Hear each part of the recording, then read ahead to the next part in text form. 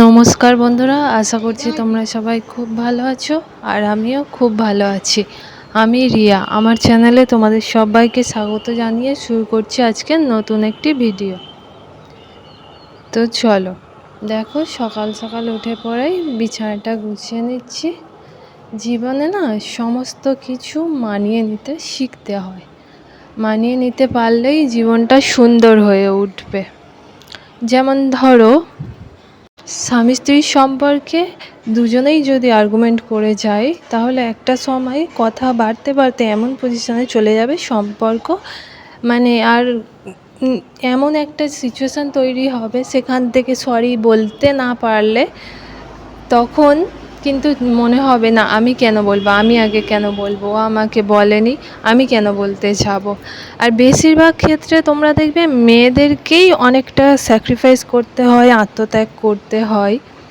সেই জন্যে তুমি নিচু হলে এমন কোনো ক্ষতি হবে না, বরঞ্চ তোমাদের সম্পর্কটা ঠিক থাকবে।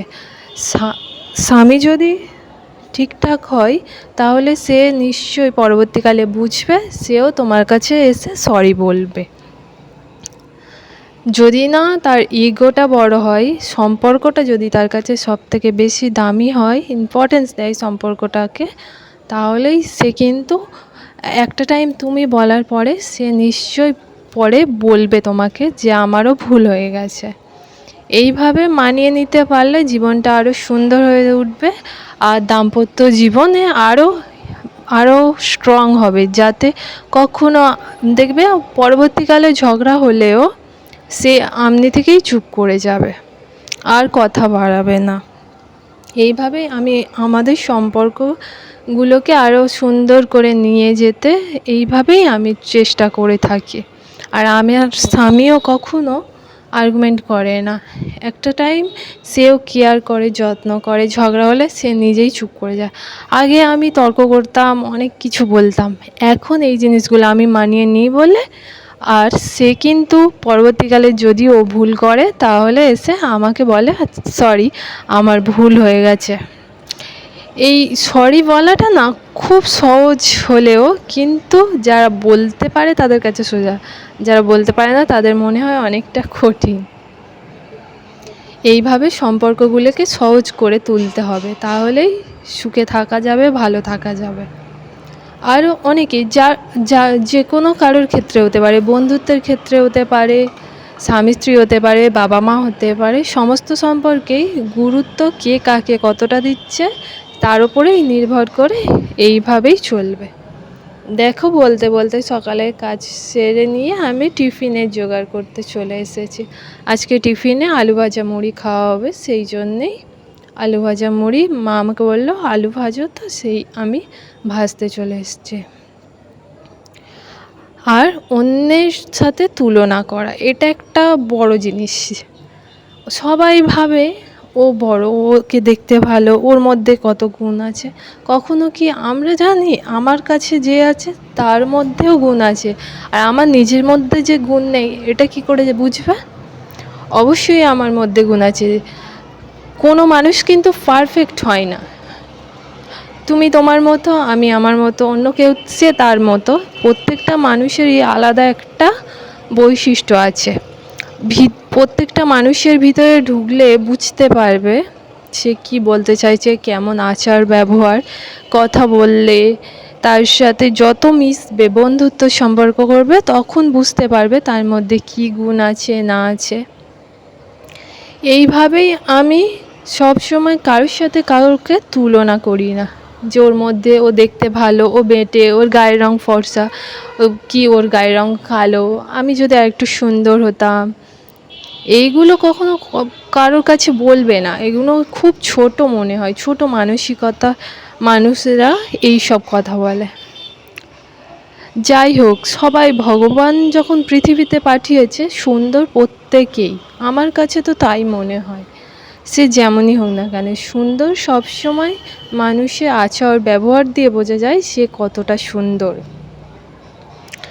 আমরা চেষ্টা করি সব সময় ভিতর থেকে মানুষের মনটাকে বোঝার চেষ্টা করবে, তাহলে দেখবে জিনিসটা আরও সুন্দর হয়ে যাবে সমস্ত কিছু ক্ষেত্রে। মানুষের বাহ্যিক রূপটা কিন্তু অতটাকে গ্রাহ্য করবে না, মানুষের ভিতরটা দেখবে আর তাকে বোঝার চেষ্টা করবে তার মধ্যে কী কী গুণ লুকিয়ে আছে। প্রত্যেকটা মানুষই যদি চেষ্টা করে তার লক্ষ্যে পৌঁছতে পারবে। এই যে আমি ইউটিউব করি না, এর পিছনে কিন্তু অনেকে অনেক হাসাহাসি করে করে, কিন্তু আমি আমার লক্ষ্যে স্থির থাকি। যাই হয়ে যাক না কেন, হয়তো অন্যের কাছে এটা খারাপ হতে পারে, কিন্তু আমি নিজে যেহেতু ঠিক করেছি এটা ভালো, আমি তো এমন কোনো খারাপ কিছু করছি না। আমি তো ভিডিও বানিয়ে আমি তোমাদের মানে শেয়ার করছি, গল্প করছি, যেহেতু তোমাদেরকে আমি একটা পরিবারের লোক হিসেবে ভাবি, তোমাদের সবাইকে তোমাদের সাথে শেয়ার করলে আমারও ভালো লাগে, আমার দিনটা চলে যায়। তারপর সারাদিন আমি কি করব, সেইভাবে কিছু করতে পারি না, বাইরে গিয়েও গল্প করব। এখন মানুষের মানসিকতা এত নিচু হয়ে গেছে, একটা কথা যদি কাউকে বিশ্বাস করে বলো তাহলে সে মানে আরেকজনকে বলে দেবে। তার থেকে ভালো না আমি তোমাদের সাথে শেয়ার করি। আর আমি এমন কিছু তো করছি না যে বাবা বাইরে কাউকে দেখাতে পারবে না বা পরবর্তীকালে আমার ক্ষতি হবে, সেরকম তো কিছু নয়। তাই যে যার ভাবনা সে তার মতো। অনেকে ভাবতে পারে বাবা ইউটিউব করে, ইউটিউবে কত অনেক কিছুই শুনতে হয়। এই যে আমি সেলাই শিখছি না, এটা বলে এত পড়াশোনা শিখে কি করলেই শেষ পর্যন্ত তো সেলাইয়েই যেতে হচ্ছে। কোনো কাজ কিন্তু আমার কাছে ছোট নয়, সব কাজই বড়। কাজটা জানা থাকলে তো আমার কোনো ক্ষতি হবে না, বরঞ্চ আমি শিখে যাচ্ছি। শিখতে দোষ কী? ইউটিউবে অনেক কিছু আগে আমি জানতাম না, অনেক কিছু দেখেছি, অনেক বন্ধুদের সাথে কথা বলেছি, বুঝেছি। ভিডিও দেখতে দেখতে আমার একটা ভালো লাগার জায়গা তৈরি হয়েছে, সেখান থেকেই আমি ইউটিউবে চ্যানেল খুলেছি। সেলাই শিখলে নিজেরটা করে নিতে পারবো। লোকের মন্তব্য করা তো মানে কি, ওকে ছোট দেখানো, এটাই ভাবনা। অনেকে ভাবে পড়াশোনা শিখেছো মানে তোমাকে চাকরিই করতে হবে। চাকরি না করে যে নাচ গান ভালোবাসে, আরও তো অনেক কিছু করা যায়। শুধুমাত্র পড়াশোনা শেখা, লাখ লাখ টাকা ইনকাম করা, টাকা ইনকাম করেও কিন্তু এমন অনেক মানুষ আছে সুখে নেই। যার কাছে টাকা, গাড়ি, বাড়ি সব আছে, সে কি সুখে আছে?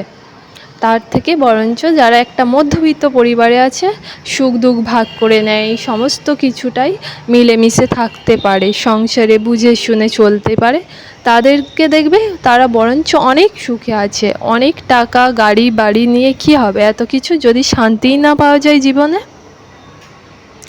আমাদের সংসারে আমি অনেক কিছু মানিয়ে নিয়েছি, অনেক কিছু তারাও মেনে নিয়েছে। এইভাবেই পরস্পরকে যদি বুঝতে পারে কি, তাহলে আর কখনো কারোর মধ্যে দ্বন্দ্ব হবে না। আর সংসারে থাকতে গেলে অ্যাডজাস্ট করেই চলতে হবে সব্বাইকে। শুধু আমি একা করে গেলাম এটাও নয়, আমি যেমন মেনে নেবো আমার পরিবারও মেনে নেবে, আমার বড় মেনে নেবে। এইভাবেই কিন্তু একটা সম্পর্ক বলি, পরিবার বলি, আরও সুন্দর হয়ে উঠবে, সুন্দরভাবে গড়ে উঠবে।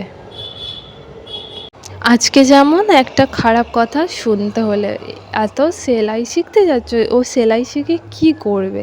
সেলাই শিখে কি অনেক টাকা ইনকাম করতে পারে? সমস্ত কিছুই কিন্তু অনেকে টাকার মাপকাঠিতে বিচার করে। টাকা থাকলেই সে অনেক বড় মাপের একজন মানুষ, তাকে অনেক সম্মান দেবে, কিন্তু এটা কিন্তু নয়। একজন মানুষের আচার ব্যবহার মনুষ্যত্ব যদি না থাকে তার কোনো দাম নেই। আমার কাছে তো নেই, কার কাছে কি আছে জানি না। অবশ্যই নিজের পায়ে দাঁড়ানোটা খুব দরকার। এখন নিজের পায়ে দাঁড়ালে তুমি যখন অন্য কাউকে একটা কথা বলবে, সে তোমাকে কিন্তু তখন গুরুত্ব দিতে বাধ্য হবে। কারণ কি, তোমার পায়ের তলার মাটিটা শক্ত আছে, এটাই।